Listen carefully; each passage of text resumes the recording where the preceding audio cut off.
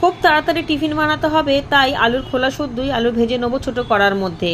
বাজরার আটা, ছোলার ছাতু, আটা ময়দা মিশিয়ে রুটি করে নেবো। রুটিগুলো ফুলো ফুলোই হবে, কিন্তু গোল করতে পারি না যেহেতু বাজরার আটা মেশানো রয়েছে।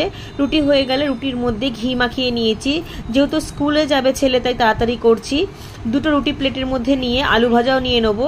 একটুখানি আপেল কুচি আর নারকেল কুচি কুচিয়ে নিয়েছি, সেটাকে নিয়ে নেবো সিমুইয়ের মধ্যে। গতকাল রাতে সিমুই করেছিলাম, ঠান্ডা ঠান্ডা সিমুইটা ফ্রিজ থেকে বার করে বাটির মধ্যে নিয়ে নেবো।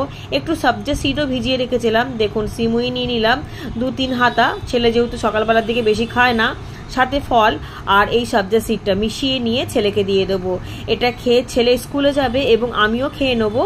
খাবার পর আমি রান্না করতে বসবো দুপুরের জন্য, তারপর বাগানে যাব। বাগানে গিয়ে আজকে অনেক কাজ করার আছে, যেহেতু দুদিন ধরে কোনো কাজই তেমন করতে পারছি না, বৃষ্টি হচ্ছে, তারপরে ঘরে পুজোও ছিল। এই দেখুন আমাদের ছিমছাম জলখাবার রেডি হয়ে গিয়েছে।